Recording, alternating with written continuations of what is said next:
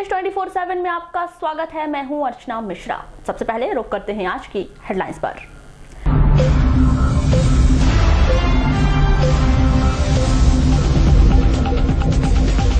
बिरसा क्षेत्र के ग्राम शाखा में घटित हुई सनसनीखेज वारदात। एक वृद्धा की आपसी रंजिश के चलते हत्या, ग्रामीणों की पिटाई से हत्यारे की मौत, घटना में 2 घायल। संपूर्ण जिले में धान खरीदी हुई प्रभावित, परिवहन न होने से कई धान खरीदी केंद्र बंद, किसानों को हो रही परेशानी। अतिक्रमण हटाने को लेकर नापजोख कर रहे अधिकारियों का ग्रामीणों ने किया विरोध। लाल बलराम बम्बनी समनापुर निर्माणाधीन सड़क मार्ग का मामला।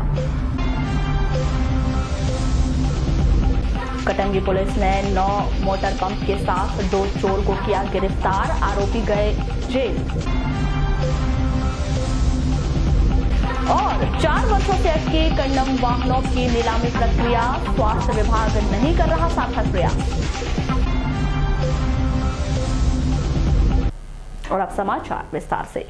बिरसा थाना क्षेत्र में पति पत्नी की हत्या करने आए एक व्यक्ति ने एक वृद्धा को चाकू मारकर मौत के घाट उतारने के बाद उसके 2 बेटों को चाकू से हमला कर घायल कर दिया।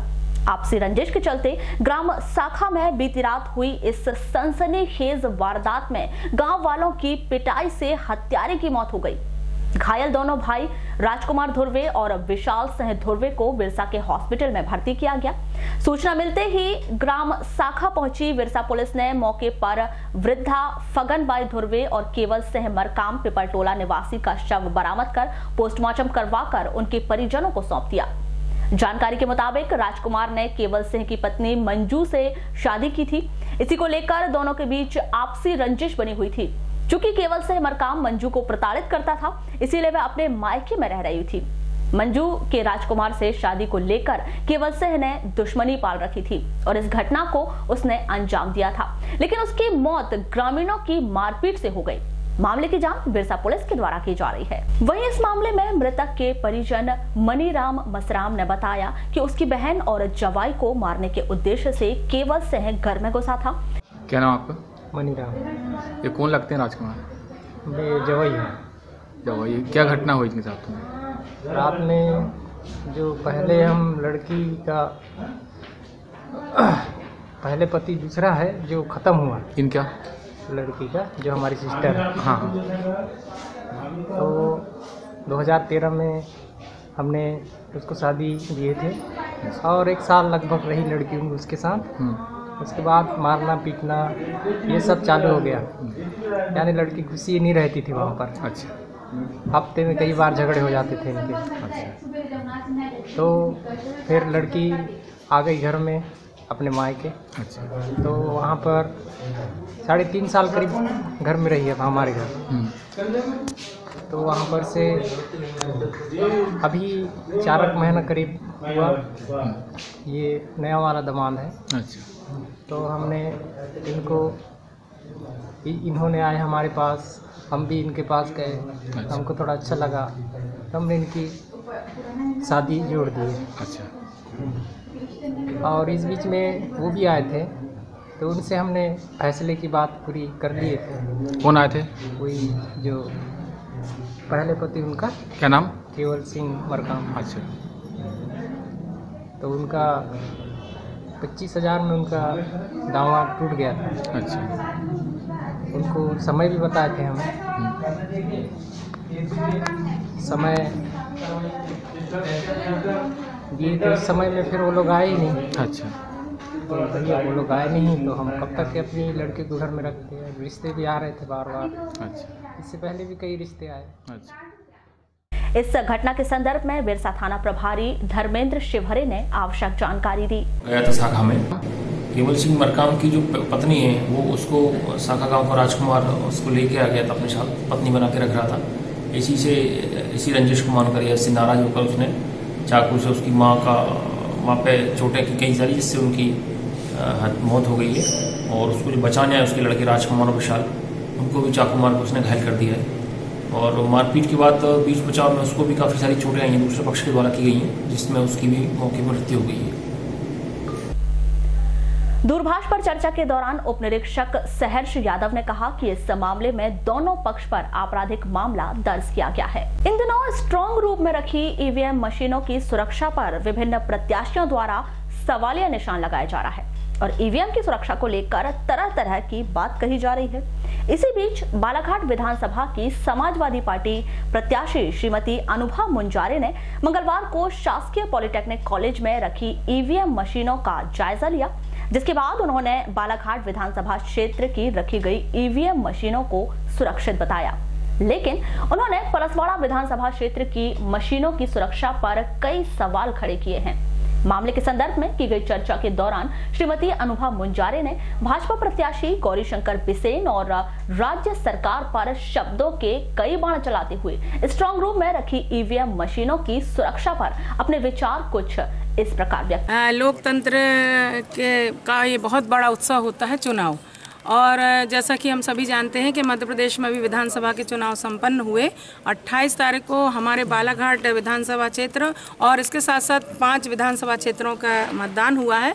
तो यहाँ पर हमारे बालाघाट के शासकीय पॉलिटेक्निक कॉलेज में मत जो डाले गए हैं उसकी मशीनें रखी गई हैं, तो उसी का निरीक्षण करने के लिए आज मैं यहाँ पर आई थी और यहाँ के तहसीलदार जी जो हैं उन्होंने मुझे यहाँ का निरीक्षण करवाया और नियम अनुसार, और मैंने देखा तो मेरे हिसाब से मैं बालाघाट विधानसभा क्षेत्र में जिस तरह से दो ताले लगे हुए हैं, वो सील लगी हुई है, पूरा व्यवस्थित मुझे दिखा, तो मैं ये कह सकती हूँ कि अभी तक पहली नज़र में तो मुझे लग रहा है कि हमारी जो मत की मशीनें हैं वो सुरक्षित रखी हुई हैं और मुझे विश्वास है कि ये मतगणना के दिन तक सुरक्षित रहेंगी और जो परिणाम होंगे वो भी जनता की अपेक्षा के अनुसार सकारात्मक परिणाम होंगे, जन अपेक्षाओं के अनुसार परिणाम होंगे और लोकतंत्र में एक सही उम्मीदवार जिसे जनता चाह रही है वो चुनकर आएगा। मैंने अभी आपसे कहा बालाघाट विधानसभा क्षेत्र जो 111 क्रमांक है उसका मैंने निरीक्षण किया, मैं देख कर आ रही हूँ। और जहाँ तक परसवाड़ा विधानसभा क्षेत्र में कुछ संदेहास्पद परिस्थिति निर्मित हुई है, क्योंकि वहाँ पर जो टेबल लगा हुआ है, डेस्क और टेबल जो लगा हुआ है वो अपनी जगह से खिसका हुआ था, जैसा मुझे जानकारी दी गई है। और एक जो प्रॉपर परसवाड़ा की जो मशीन है उस पर सील वगैरह नहीं लगी हुई है, तो ये कहीं ना कहीं इसमें संदेह होता है कि परसवाड़ा के साथ कहीं ना कहीं कुछ गड़बड़ी की संभावना नजर आ रही है, ये हम कह सकते हैं। कटंगी पुलिस ने मंगलवार को कार्यवाही करते हुए मोटर पंप चोरी करने वाले चोरों को गिरफ्तार किया है। गिरफ्तार किए गए चोर मुंडीवाड़ा निवासी वीरेंद्र और उमरी निवासी पीयूष छीपा के कब्जे से 9 मोटर पंप जब्त किया है। वहीं इन आरोपियों को जेल भिजवा दिया गया है। मामले की तस्दीक पुलिस के द्वारा की जा रही है। शासन द्वारा 15 नवंबर से संपूर्ण जिले में समर्थन मूल्य पर धान खरीदी शुरू कर दी गई है, लेकिन परिवहन की व्यवस्था न होने के चलते ज्यादातर धान खरीदी केंद्र या तो बंद हो चुके हैं या फिर बंद होने की कगार पर है। ऐसा नजारा न सिर्फ बालाघाट बल्कि बालाघाट जिले के तमाम धान उपार्जन केंद्रों में देखा जा रहा है, जहां खरीदी की गई धान के भंडारण और उनका परिवहन न होने से धान खरीदी केंद्रों में जगह कम हो गई है, जिसके चलते किसानों को भारी परेशानियों का सामना करना पड़ रहा है। इनमें से कई किसान ऐसे हैं जो अपनी धान सोसाइटी केंद्र में बेचने के लिए गए हैं, लेकिन धान खरीदी न होने के चलते उन्हें अपने उपार्जन की जगवाली करनी पड़ रही है। वहीं कई किसान खरीदी केंद्रों से वापस जा रहे हैं। प्राप्त जानकारी के मुताबिक उपार्जन केंद्रों में 15 नवंबर से धान की खरीदी शुरू कर दी गई है, लेकिन 19 से 20 दिन बीत जाने के बाद भी इन धान खरीदी केंद्रों से धान का एक बार भी परिवहन नहीं किया गया है, जिसके चलते लामता, परसवाड़ा, कटंगी, कायदी, तिरोड़ी, लिंगा और गोंगलाई मंडी सहित संपूर्ण जिले में धान की खरीदी प्रभावित हो गई है। जिले के ऐसे कई केंद्र हैं जहां धान की खरीदी पूर्णतः बंद है, तो वहीं कई केंद्र बंद होने की कगार पर हैं। वृहताकार सहकारी समिति गोंगलई में खरीदी गई धान का परिवहन न होने से जगह कम पड़ गई है, जिसके चलते धान खरीदी प्रभारी विजय लिल्हारे द्वारा बुधवार से धान की खरीदी बंद किए जाने की बात कही गई है। मौसम खराब होने पर ऐसा कि त्रिपाल वगैरह की व्यवस्था हमारे पास है, लेकिन फिर भी क्या है, मौसम तो अपने हिसाब से चलते हैं ना, और पाल की व्यवस्था हम कितनी रख पाएंगे, उतनी व्यवस्था भी नहीं है, यानी कुल मिलाकर पूरा प्रांगण भर हमारे पास धान बिखरी पड़ी है, तो हम लगभग तो व्यवस्था कर रहे हैं, फिर भी कुछ ना कुछ छूट जाएगा, नुकसान हो सकता है। हाँ, धान को नुकसान हो सकता है, गीली हो सकती है, नमी आने की इसमें संभावना है, और परिवहन में फिर शोक आएगा, इसकी जवाबदारी किसकी रहेगी? फिर डिफॉल्टर घोषित हो जाएगी आपकी फिर समिति को फिर और समिति के प्रभारी को बोलते हैं कि यार धान खरीदी में आप कमी कर रहे हो। ये बड़ा चिंता का विषय है। वहीं इस केंद्र पर धान बेचने आए लोगों को वापस जाना पड़ रहा है। धेड़ू लाल लिल्लार। कहाँ से आए? बगदरा से। बगदरा से काय के लिए आए थे यहाँ? हम धान खरीद बेचने लाने के लिए हम बाबू लोगों को पूछने को आए हैं। क्या बोलते हैं बाबू लोग? भाई माल नहीं उठने के कारण अभी 2 रोज बंद रहेगी कह रहे हैं। अभी कैसा करेंगे आप? अब रुकना पड़ेगा 2 रोज। तो अभी 2 रोज के बाद लाओगे या लाके डाल दोगे और जगोगे? तो ला करके क्या मतलब यहाँ परेशानी से, वो घर में ठीक है। कितना माल था? है 70-80 गट्टी। इस बार धान खरीदी और उसके भुगतान को लेकर नए नियम बनाए गए हैं, जिसके चलते किसानों की धान खरीदने के बाद धान का परिवहन डिपो में किया जाएगा। यदि किसान का धान डिपो में पास हो जाता है तो ही किसान को उसका भुगतान दिया जाएगा, और यदि किसान का धान तय मापदंडों पर खरा नहीं उतरता है तो किसान की धान वापस समिति को पहुंचा दी जाएगी, जिसकी तमाम जानकारी क्वालिटी कंट्रोलर एडवाइजर प्रेम नारायण दुबे ने दी है। मंडल में इंस्पेक्शन भी करने आए हैं और हमारे साथ में 2 क्वालिटी कंट्रोलर दीपक तुरकर, दीप ज्योति अड़मी और दिव्य ज्योति भी है। इनको ट्रेनिंग भी देना है कि मतलब कैसा धान खरीदना चाहिए, क्या करना चाहिए, मॉइस्चर मीटर कैसा मतलब उसको उपयोग करते हैं, किस तरह नमी दिखना चाहिए, और जो उसमें जो कूड़ा करकट या जो वायु पदार्थ है उसका परसेंटेज अपन कैसे निकालेंगे, ये सब उनको बता दे रहे हैं। और किसानों को उनके जो बोरे पर जो है, समिति वालों को ये बताना है कि जो बोरे पर जो स्टेंसिल लगाते हैं वो थोड़ा गाढ़ा होना चाहिए और ब्लू कलर का होना चाहिए, और धागा जो है वो लाल रंग की डबल सिलाई होना चाहिए, और उसमें जो ये किसान का टैग लगती है उसमें किसान का कोड नंबर लिखा रहना चाहिए। वो इसलिए लगाते हैं मतलब कोड नंबर कि अगर उनका माल खराब है किसान का तो फिर जो है वो पकड़ में आ जाएगा कि मतलब उनका माल खराब। इसी तरह नगर मुख्यालय से 10 किलोमीटर दूर स्थित ग्राम लिंगा के धान उपार्जन केंद्र में भी धान का परिवहन न होने के कारण धान की खरीदी बंद कर दी गई है, जिसके चलते किसानों को काफी दिक्कतों का सामना करना पड़ रहा है। आपको बता दें कि धान खरीदी केंद्र के अंतर्गत 420 किसानों ने पंजीयन कराया है, जिनमें से अब तक महज 62 किसानों ने ही अपना उपार्जन केंद्र में लगाया है। प्राप्त जानकारी के अनुसार इस केंद्र पर अब तक 2876 क्विंटल धान खरीदी गई है। समर्थन मूल्य पर धान बेचने पहुंचे किसानों ने बताया कि धान का उठाव न होने के कारण खरीदी केंद्र ने धान रखने की जगह नहीं है, जिसके चलते समिति ने धान खरीदना बंद कर दिया है। मैं विशाल कटरे ग्राम परसवाड़ा का किसान हूं और मैं अभी सेवा सहकारी समिति लिंगा में पहुंचा था अपने धान को लेकर, लेकिन यहाँ व्यवस्था नहीं होने के कारण यहाँ धान खरीदी मुझे कर्मचारियों द्वारा बताया जा रहा है कि धान खरीदी बंद हो गई है। क्यों बंद हुई है? व्यवस्था नहीं है इनके पास स्टोर करने की, माल का उठाव नहीं हो रहा है। यहाँ जो माल किसानों ने बेचा है वो परिवहन नहीं हो पा रहा है। और एक समस्या और भी समझ में आ रही है कि जो 15 से 20 तारीख के बीच में जिन लोगों ने अभी तक धान दिया है उनका 1 रुपये भी उनके खाते में अभी तक नहीं पहुँचा है। कुछ छोटे किसान तो बहुत परेशान हो रहे हैं जिन्होंने यहाँ धान दे दिया है और पेमेंट के लिए बेचारे परेशान हैं। जब तक परिवहन नहीं होगा तब तक पेमेंट नहीं होगा, ऐसा सोसाइटी वालों का कहना आ रहा है।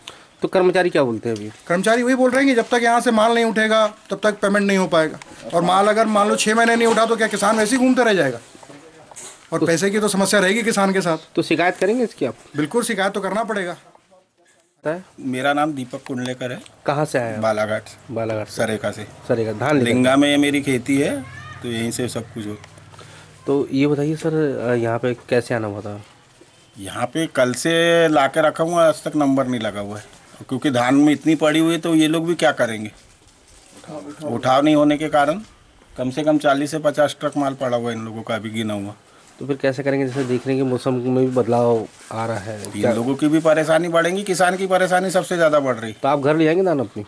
आप यहाँ ला या भाड़ा फिर वो गवर्नमेंट दे दे तो फिर लेके चले जाए आदमी। तो यही रखेंगे आप? तो वो तो रखना ही पड़ेगा, अब वो गीला होगा तो भी हमको झेलना पड़ेगा। वहीं सोसाइटी अध्यक्ष टिकेश कुमार कटरे ने बताया कि इस समस्या से शासन को अवगत करा दिया गया है। बावजूद इसके भी यदि पर्याप्त व्यवस्था नहीं की जाती और मौसम के चलते धान खराब होती है तो इसकी जिम्मेदारी शासन प्रशासन की होगी। यहाँ देखा गया कि धान खरीदी बंद कर दी गई है। क्या वजह से धान खरीदी बंद कर दी और क्या प्रयास किए जा रहे हैं धान खरीदी स्टार्ट करवाने? क्या हुआ कि इतना ज़्यादा धान आ गया यहाँ पर कि अब दूसरे धान को खरीदी करने के लिए हमारे पास रखने के लिए जगह की व्यवस्था नहीं है और जब तक धान का उठाव नहीं होगा तब तक के लिए धान खरीदी अभी बंद रहेगी। मतलब कितना फिर भी कितना कुंटल धान खरीदी हो गई है यहाँ? लगभग 3,500 कुंटल लगभग धान खरीदी हो गई। तो उठाव ना होने का पीछे कारण क्या लग रहा है आपको? ये अब ऐसा है, अभी चुनाव निपटे हैं, शायद शासन ने क्या व्यवस्था की है क्या नहीं। एक दिन अधिकारी लोग आए थे, उनसे पूछा था मैंने, तो उनका ये कहना है कि भाई टेंडर नहीं हुआ है और धान का उठाव जो है वो 10 तारीख के बाद ही हो पाएगा। ऐसी स्थिति में जैसे देखा जा रहा है कि मौसम काफ़ी बदलता जा रहा है और ऐसी स्थिति में कैसे क्या किया जाएगा? अब इसकी जानकारी तो हमने प्रशासन को दे दी है। जितनी सोसाइटी व्यवस्था कर सकती है ढाकने की और बचाव करने की उतनी सोसाइटी व्यवस्था करेगी। बाकी तो जानकारी दे दी गई है शासन को। अगर उठाव नहीं होता है और कोई मान लो गड़बड़ी आती है या धान खराब होती है तो शासन की जिम्मेदारी होगी। वहीं सोसाइटी सहायक प्रबंधक मनोज कटरे ने बताया कि यह समस्या धान का परिवहन न होने से आई है। यहाँ पे डीएमओ सर और इसके पहले कल परसों जबलपुर भोपाल की भी टीम आई हुई थी, उनको भी अवगत कराया कि सर हमारे पास जो रखने की व्यवस्था है ये इसका बहुत कमी होते जा रही है, क्योंकि धान हमारा परिवहन हुआ ही नहीं एक भी। और पूरे हम लोग 600 के मतलब इस बार निर्देश मिले हैं कि ट्रक वाइज आपको अपना स्टेक अलग अलग बनवाना है, अलग अलग माल मतलब नंबर वाइज जाएगा। उस हिसाब से व्यवस्था करके हम लोग अलग अलग अपनी लाट बना के रखे हुए हैं। तो हमारा जो ग्राउंड है खरीदी का ये पूरी तरह भर चुका है। इसके बाद हमारे पास मतलब धान किसानों के रखने के लिए व्यवस्था की कमी पड़ रही है ना, जगह ही नहीं हो पा रही। इसलिए हमने सोचे कि अपने को ये खरीदी की व्यवस्था को अपने को धीरे धीरे कम करना है, जिससे कि हमारी व्यवस्था बन सके खरीदी। सर ये बात भी सामने आ रही है कि किसानों को अभी तक पेमेंट नहीं हो पाया है जिसने अपनी धान बेच दिया। सर ये तो शासन की मतलब जो शासन ने नियम बनाया है कि जैसे परिवहन होगा और जिस आधार पे परिवहन होगा और जिन जिन किसानों का माल जाएगा और उसके बाद जो माल वहाँ पे पास होगा, मतलब डीएम जहाँ पे भी जाएगा माल, भंडारण केंद्र जहाँ पे भी होगा वहाँ पास होगा माल, उसके बाद ही उसकी लिस्ट वहाँ से अप्रूवल होगी और उस आधार पे शासन द्वारा ही खाते में पेमेंट डलेगा। ये हम लोग को मतलब इस टाइप के निर्देश दिए गए हुए। इस पूरे मामले पर की गई चर्चा के दौरान जिला सहकारी केंद्रीय बैंक के अध्यक्ष राजकुमार रायजादा ने बताया कि शासन ने परिवहन व्यवस्था को दुरुस्त करना चाहिए, नहीं तो किसानों को परेशानियां होंगी। वहीं किसानों का आक्रोश भी बढ़ेगा। सर देखा गया कि अधिकतर केंद्र आज धान खरीदी बंद कर दिया गया कर्मचारियों द्वारा। देखिए क्या है कि धान खरीदी केंद्र खोलने में अव्यवस्था रही। जिस तरह धान के खरीदी केंद्र प्रारंभ हुए, अब ये है कि जो मार्केट ट्रांसपोर्ट करता है इसका, उस मार्केट में यहाँ टेंडर हुए भी 1 महीना हो गया, उन्होंने टेंडर करके उसकी सूचना अपने हेड ऑफिस भोपाल को दी है। ठीक है, अभी तक भोपाल से उसमें ओके रिपोर्ट नहीं मिलने के कारण परिवहन नहीं हो रहा। और आज ये स्थिति है कि जो 5 धान के केंद्र बंद हुए हैं वहाँ पे धान रखने का कोई स्थान नहीं बचा। तो ये मजबूरी है समिति की कि अब धान लेके रखे कहाँ। इसलिए मैंने भी बात किया था यहाँ जो जिला विपणन अधिकारी है श्री तिवारी, तो उन्होंने कहा कि साहब हमने तो टेंडर करके भेज दिया लेकिन भोपाल से ओके नहीं हुआ है। ऐसी स्थिति में यहाँ पे तो परिवहन नहीं हो पा रहा है। चुनाव के चलते मुझे ऐसा लगता है कि अव्यवस्था बरकरार है, जबकि ये बड़ा महत्वपूर्ण बिंदु था, किसानों से जुड़ा हुआ बिंदु है। इसमें कोई भी तरह की लापरवाही क्षेत्र के किसानों को परेशान भी करेगी और आक्रोशित भी करेगी। मैं आप लोग के माध्यम से प्रशासन से भी निवेदन करूंगा कि परिवहन की व्यवस्था ऐसा शीघ्र की जाए या समिति को परिवहन करने के आदेश प्रदान किए जाएं। बच्चे आंगनबाड़ी केंद्रों में अक्सर जाने से कतराते हैं, लेकिन नगर मुख्यालय से 10 किलोमीटर की दूरी पर स्थित ग्राम पंचायत लिंगा की आंगनबाड़ी बच्चों की पहली पसंद बनी हुई है, जहां बच्चे जाने की अक्सर जिद किया करते हैं। इस आंगनबाड़ी केंद्र को बच्चों को आकर्षित करने के लिए बेहतर ढंग से सजाया गया है। हर दीवार पर आकर्षक चित्रकारी बरबस ही बच्चों को अपनी ओर आकर्षित करती है। यह आंगनबाड़ी केंद्र अन्य आंगनबाड़ी केंद्रों को प्रेरणा देने का काम कर रही है। इस आंगनबाड़ी को लेकर ग्रामीण और आंगनबाड़ी कार्यकर्ता पर्वता वामनकर क्या कहती हैं, आइए जानते हैं।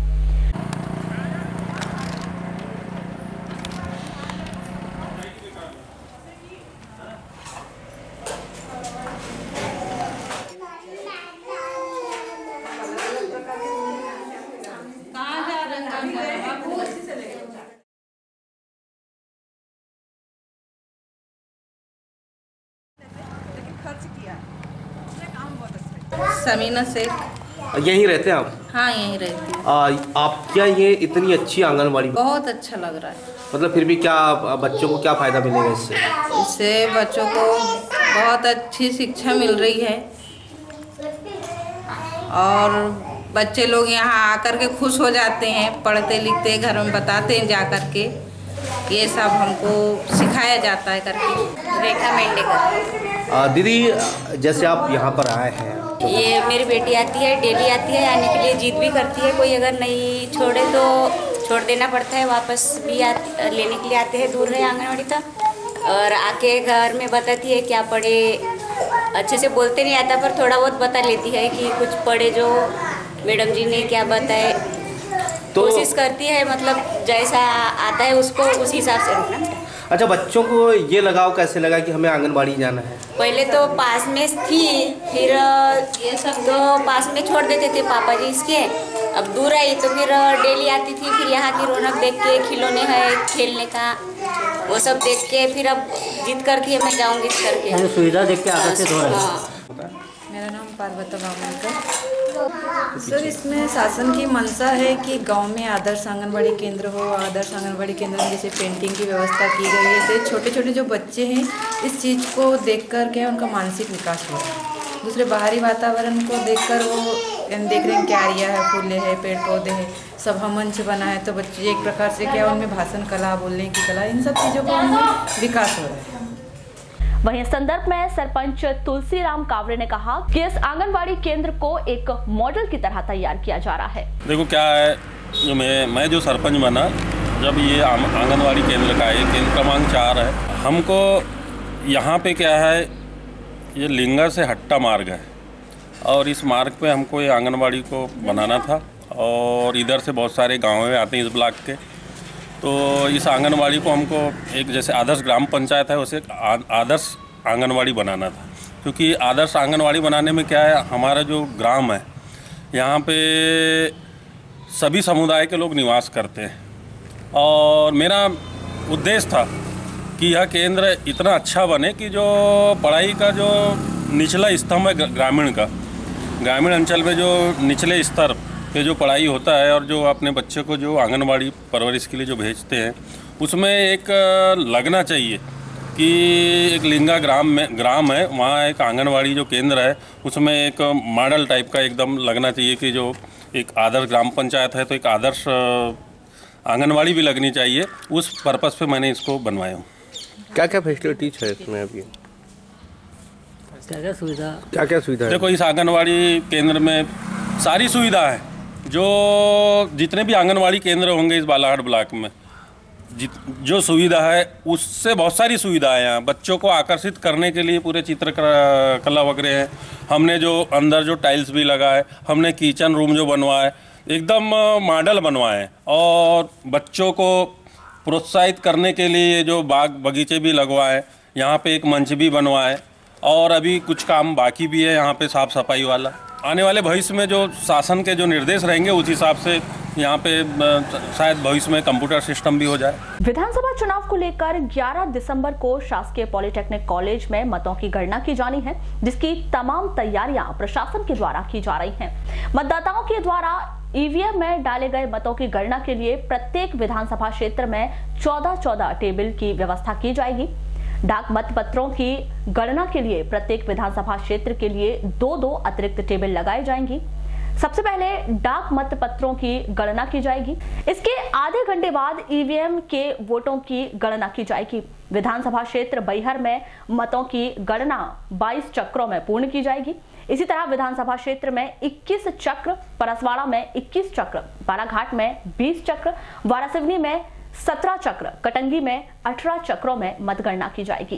इसी तरह लांजी विधानसभा क्षेत्र में 21 चक्र, परसवाड़ा में 21 चक्र, बालाघाट में 20 चक्र, वारासिवनी में 17 चक्र, कटंगी में 18 चक्रों में मतगणना की जाएगी। शासन के निर्देशों के तहत विगत 15 नवंबर से सेवा सहकारी समितियों में समर्थन मूल्य में धान खरीदी कार्य प्रारंभ हो गया है, लेकिन परिवहन का टेंडर नहीं होने के कारण डंप धान की बोरियों का परिवहन नहीं हो रहा है, जिससे समितियों को खासा परेशानियों का सामना करना पड़ रहा है।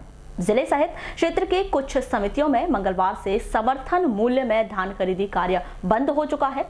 कुछ समितियों में आज से बंद करने की बात कही जा रही है। इस मामले में वृत्ताकार सेवा सहकारी समिति वारासिवनी, कायदी, जागपुर प्रबंधक HC बसेने और सेवा सहकारी समिति कर्मचारी संघ के जिला अध्यक्ष PC चौहान ने क्या कहा, आइए जानते हैं।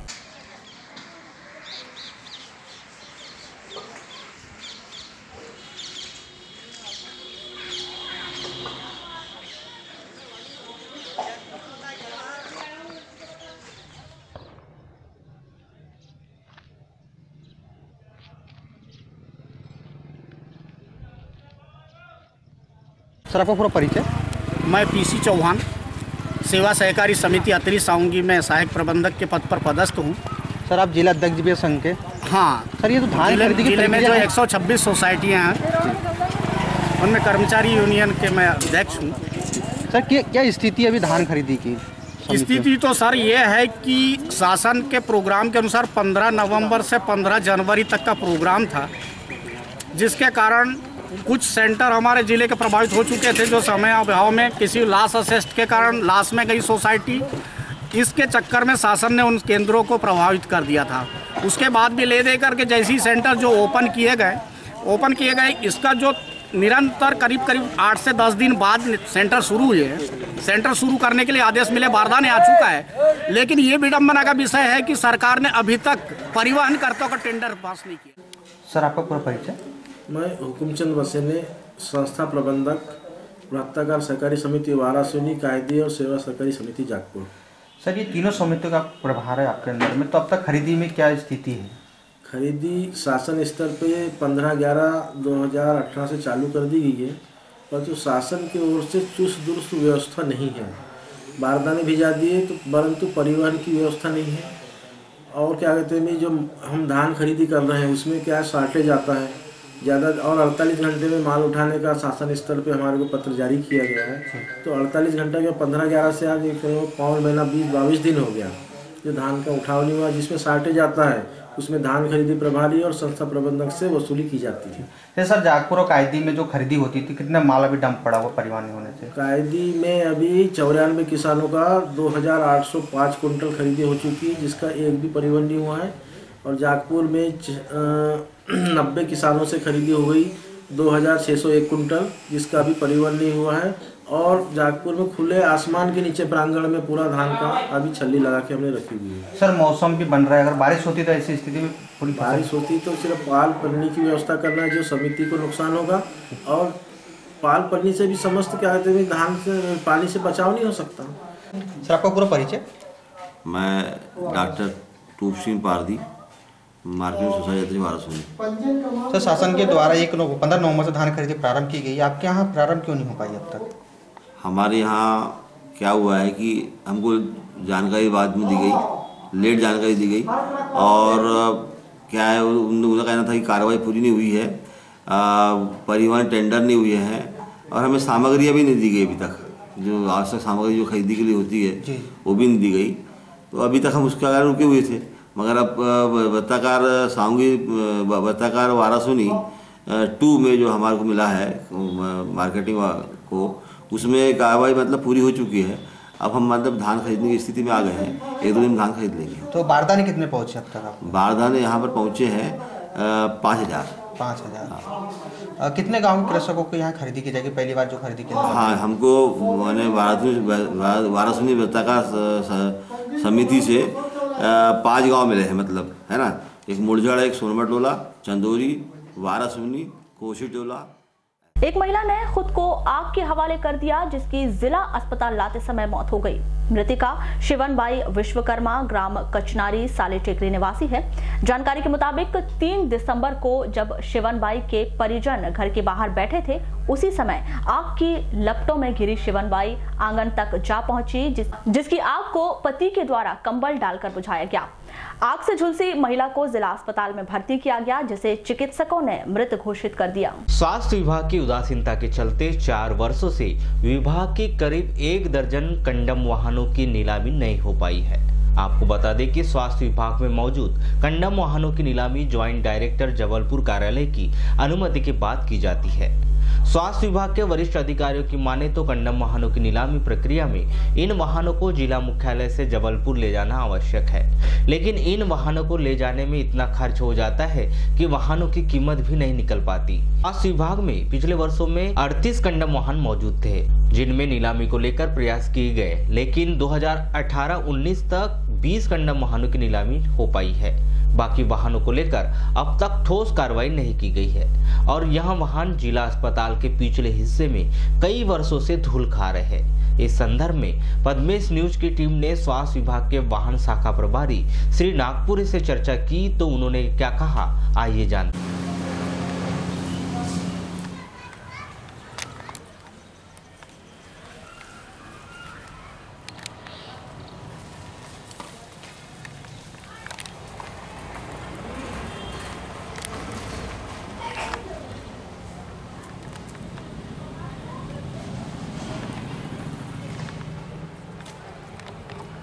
संदर्भ में मुख्य स्वास्थ्य एवं चिकित्सा अधिकारी मनोज पांडे से दूरभाष पर चर्चा की गई, तो उन्होंने कहा कि उन्हें कंडम वाहनों के आंकड़ों के संबंध में कोई जानकारी नहीं है। इस संबंध में जानकारी के लिए संबंधित कर्मचारी से बात करेंगे। शासन की महत्वाकांक्षी योजना रुक जाना नहीं के तहत नगर के शासकीय उत्कृष्ट विद्यालय में कक्षा 10वीं एवं कक्षा 12वीं के छात्रों के द्वारा परीक्षाएं दी जा रही है।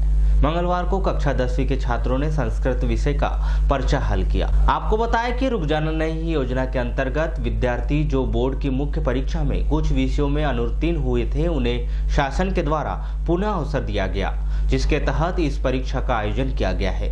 इस परीक्षा में कुल 30 छात्र छात्राओं ने हिस्सा लेकर संस्कृत विषय का पर्चा हल किया। इस संदर्भ में दूरभाष पर चर्चा के दौरान शासकीय उत्कृष्ट विद्यालय के प्राचार्य आर.के. लटारे ने बताया कि शासन के निर्देशों के तहत इस परीक्षा का आयोजन किया गया है, जो 15 दिसंबर तक चलेगी।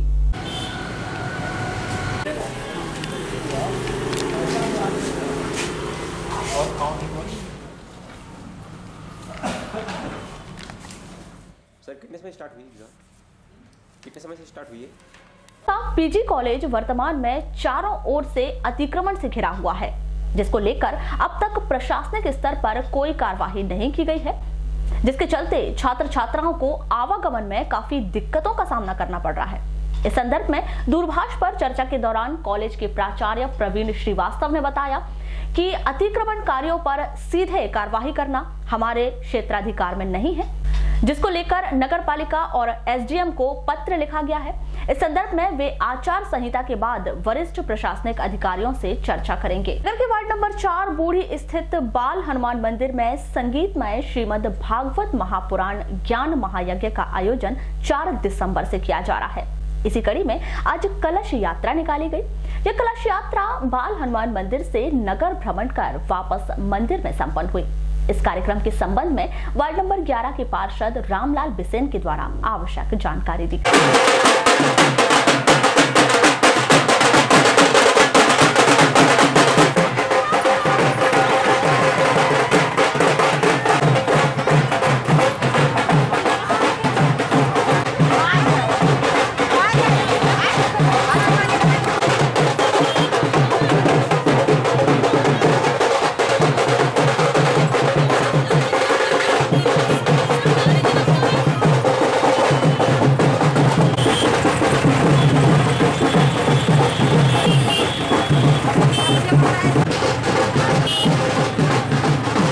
आज दिनांक 4 दिसंबर से 12 दिसंबर तक श्रीमद् भागवत का कार्यक्रम रखा गया है वार्ड नंबर 11 में कि समस्त जितने भी श्रद्धालु इस कार्यक्रम की शोभा बढ़ाएं। ये महिला मंडल द्वारा वार्ड नंबर 11 के जितने भी महिला मंडल द्वारा इनके द्वारा किया जा रहा है। ये क्या हर वर्ष होता है कि दूसरा वर्ष? नहीं, हर वर्ष नहीं है, ये दूसरा साल है। इससे 3 साल पहले इसी ग्राउंड में एक कार्यक्रम रखा गया था।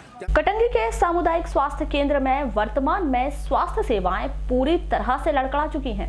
जहां चिकित्सकों की कमी के चलते मरीज परेशान हैं, वहीं ऑक्सीजन सिलेंडर की कमी के चलते स्वास्थ्य सेवाएं प्रभावित हो रही हैं। इस समस्या को लेकर स्वास्थ्य विभाग के द्वारा अब तक कारगर कदम नहीं उठाए गए हैं। मेरा संतोष कुमार रांगडाले नाम है। क्या तकलीफ है सर? यहाँ पे प्रशासन से हम चाहते हैं कि हर व्यक्ति को अच्छा से अच्छा लाभ मिले, लेकिन ऐसा कुछ हो नहीं रहा है। यहाँ के डॉक्टर, सरकारी डॉक्टर है दुबे जी, वो भी यहाँ पे आके नहीं देखते। उन्होंने घर पे क्लिनिक खोल कर रखा है और यहाँ पे जब से आए हैं तब से ऐसा लगता नहीं मुझे कि यहाँ एक भी बार देखे होंगे। मैडम नर्स लोगों को ही भेजते हैं यहाँ पे। 2-3 बार नर्स को 2 बार कॉल किया नर्स को, तो बोले कि हमको कॉल मत करो, डॉक्टर दुबे जी को बोलो। अब दुबे जी को बाहर से आज मैंने बाहर भी फ़ोन किया था बालाघाट में, लेकिन बालाघाट वाले ने भी बोले कि वहाँ पे गैस की सुविधा है, वहाँ पे क्यों नहीं ट्रीटमेंट कर रहे हो, जबकि यहाँ पे बोल रहे हैं कि यहाँ पे ट्रीटमेंट नहीं हो पाएगा, बालाघाट में रिफर करो। हम यहाँ इसलिए रखें कि पास में गाँव है और ज़्यादा से ज़्यादा सुविधा मिल जाए और हमारा पेशेंट को ज़्यादा से ज़्यादा सुविधा मिले सरकार से। लेकिन ऐसा प्रशासन से कुछ भी नहीं मिल रहा है। गवर्नमेंट की सुविधा यहाँ पे एक भी नहीं मिली है। अगर अचानक कोई भी यहाँ पे समस्या आती है, बड़ी गैस की, मतलब कोई भी अगर घटना होती है, कोई ऐसा जहरीली गैस आती है, मतलब हो जाती, फैल जाती है, तो यहाँ पे ऐसी गैस की सुविधा होना चाहिए ना हॉस्पिटल में। ऑक्सीजन सिलेंडर नहीं है? ऑक्सीजन सिलेंडर नहीं है यहाँ पे। और कल यहाँ से गाड़ी भिजवाए थे गैस के लिए बालाघाट, लेकिन वहाँ से भी रिटर्न आ चुकी है। तो यहाँ के कुछ अधिकारी ने बताया कि यहाँ से बालाघाट जिले में भी नहीं है गैस। तो बताइए, बालाघाट जिले में इतनी बड़ी समस्या कि गैस ऑक्सीजन सिलेंडर की समस्या होना यहाँ पे, अगर बालाघाट जिले में ऐसी कोई अगर समस्या आ जाती है, दुर्घटना होती है, तो फिर यहाँ से गैस सरकार क्या मुहैया करेगी? बताइए। यहाँ की ना प्रशासन कर रही है और ना ये कर रही है। मेरे यहाँ ग्राम शामिल कर ले। क्या तकलीफ है भैया? पिताजी को लेके आए 3-4 दिन से, मतलब इनके डॉक्टर से दुबे करके आए। वो चेकअप पे आएंगे बोले कल 4 बजे, मतलब 5 बजे। कोई चेकअप पे नहीं आया डॉक्टर, नर्सों को भेजते जल्दी, बस वो भी आते बॉटल वगैरह लगा देते। आज बालाघाट के रिफर कर रहे थे बालाघाट, हमने बोले नहीं हमको मतलब यहीं से मतलब ये था, तो यहीं किया हमने। आपका? लक्ष्मी सिरसाटी। क्या तकलीफ है यहाँ पर? मेरे बच्चे को उल्टी दस्त लगी लाइन में जी। 1 घंटा बच्ची मेरी बैठी रही। मैडम को बताई, जब आके बाटल लगाई, ना डॉक्टर आके पूछा, ना कुछ करा, ना बच्चे की नाड़ी देखा, ना नस देखा उसने। फिर क्या करूँ? क्या मांग करना चाहते हैं आप? क्या करना चाहते हैं? सब जनता के लिए लाभ मिलना चाहिए, हो गया। हमारा भला तो सबका भला, बस हम यही चाहते हैं। कहाँ से रहते हैं, कहाँ रहते हैं आप? Katangi ward number 5। ठीक। राजू डॉक्टर के पीछे। लालबर्रा से अमोली बमधी समनापुर तक करीब 20 करोड़ रुपए की लागत से निर्माणाधीन सीमेंट कंक्रीट सड़क का कार्य शुरुआती दौर से ही विवादित रहा है, जिसकी वजह से ग्रामीणों को भारी परेशानियों का सामना करना पड़ रहा है। सोमवार को लालबर्रा अमोली के बीच सड़क निर्माण में अतिक्रमण के दायरे में आ रहे ग्रामीणों के मकानों को नापजोख करने के लिए बगैर राजस्व अमले के MPRDC महाप्रबंधक दिलीप टेकाम और ठेकेदार के कर्मचारी को ग्रामीणों के विरोध का सामना करना पड़ा। इस मामले में ग्रामीणों और जनप्रतिनिधियों का क्या कहना है, आइए जानते हैं। आपको बता दें कि 23 नवंबर को ठेकेदार के कर्मचारियों के द्वारा बगैर नोटिस किए अतिक्रमण हटाने का प्रयास करने पर उन्हें ग्रामीणों के आक्रोश का सामना करना पड़ा था।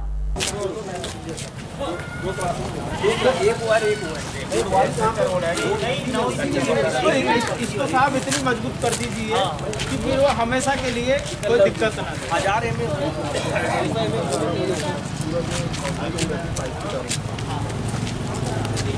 जैसा इसका नाम है यहाँ यादव जी, इनका नाम राजा अंकल नाम बताएंगे।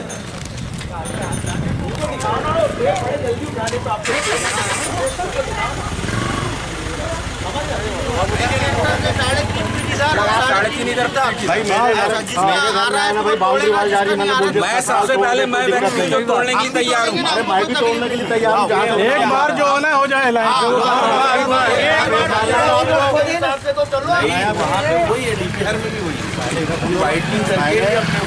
मेरी बात समझ लो।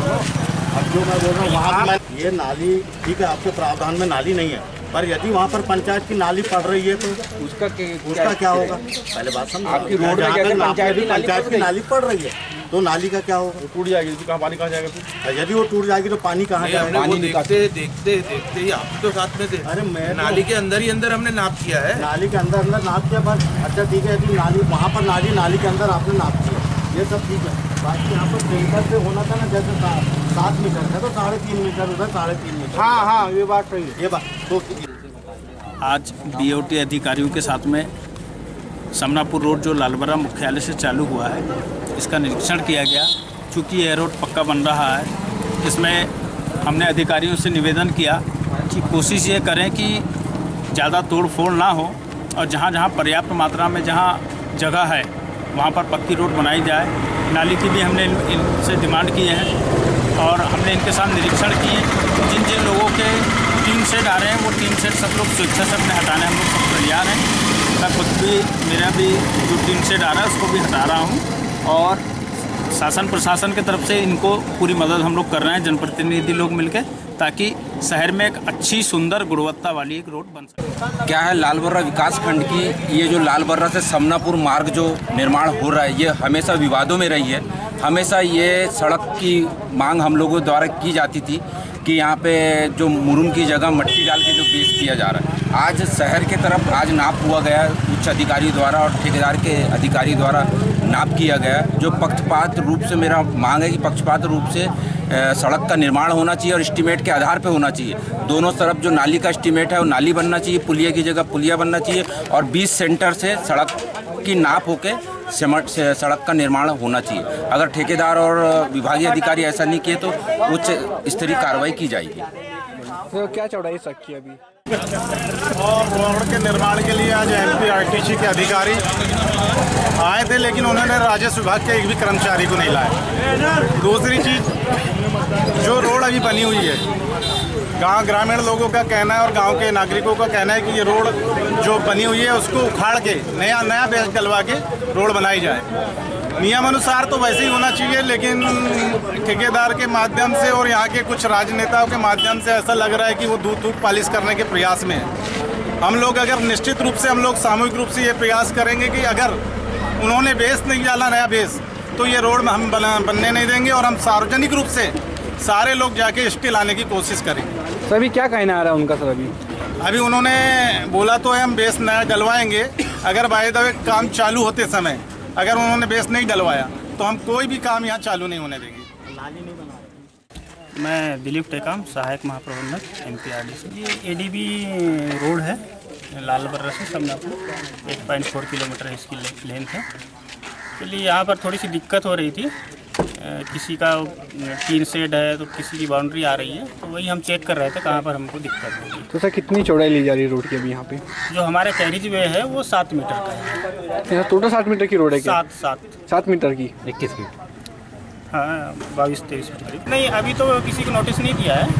अब हम प्रयास कर रहे हैं कि लोग अपने से निकाल लें, ज़्यादा अच्छा वे रहता है। तो लोगों का कहना ये भी है कि रोड यहाँ से नहीं, उस पर आगे से बन क्या बस स्टॉप से हाईवे से यहाँ से रोड ना बने पड़े। स्टार्ट किया है तो इधर से ले जा रहे हैं हम। बस लोग कह रहे हैं कि आगे जाके टूटेगा नहीं किसी का। तो खैर नहीं, अगर आवश्यकता पड़ेगी तोड़ेंगे। अभी हमने चेक किया तो किसी का पक्का स्ट्रक्चर नहीं आ रहा है, बाउंड्री वाल वगैरह आ रहे हैं। तो सर कब से प्रारंभ कर दी जाएंगी यहाँ पे रोड? प्रारंभ है, बहेर पुलिस ने ग्राम बिजोरा के एक मकान के पीछे 3 लोगों को दुर्लभ वन्य प्राणी पेंगोलिन के साथ पकड़ा है। पकड़ाए आरोपी बिजोरा निवासी फुल सिंह उइके, बुद्ध सिंह उइके, भारी निवासी मिश्री परिवार पर आपराधिक मामला कायम किया गया है। इस मामले की तस्दीक पुलिस द्वारा की जा रही है। रामपली क्षेत्र के अंतर्गत ग्राम कटंगटोला के रेत घाट के ऊपर मेन रोड पर खड़े डंपर में मंगलवार को शॉर्ट सर्किट से आग लग गई, जिसमें ट्रक जल गया। वहीं चालक इस हादसे में बाल बाल बच गया। इस घटना की जानकारी लगते ही दमकल वाहन मौके पर पहुंचा और आग पर काबू पाया।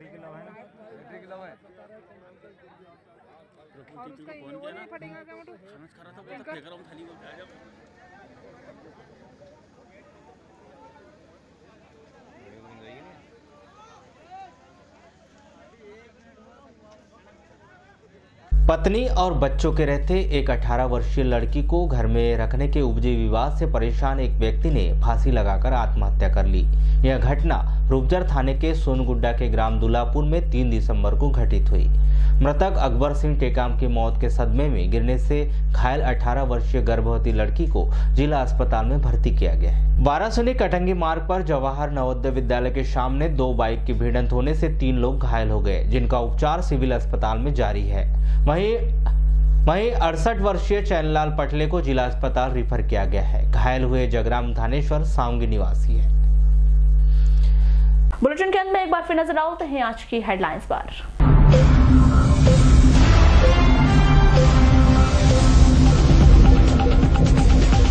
बिरसा क्षेत्र के ग्राम शाखा में घटित हुई सनसनीखेज वारदात। एक वृद्धा की आपसी रंजिश के चलते हत्या, ग्रामीणों की पिटाई से हत्यारे की मौत, घटना में 2 घायल। संपूर्ण जिले में धान खरीदी हुई प्रभावित, परिवहन न होने से कई धान खरीदी केंद्र बंद, किसानों को हो रही परेशानी। अतिक्रमण हटाने को लेकर नापजोख कर रहे अधिकारियों का ग्रामीणों ने किया विरोध। लालबर्रा बम्बनी समनापुर निर्माणाधीन सड़क मार्ग का मामला। कटंगी पुलिस ने 9 मोटर पंप के साथ 2 चोर को किया गिरफ्तार, आरोपी गए जेल। और 4 वर्षों से अटकी कंडम वाहनों की नीलामी प्रक्रिया, स्वास्थ्य विभाग नहीं कर रहा सार्थक प्रयास।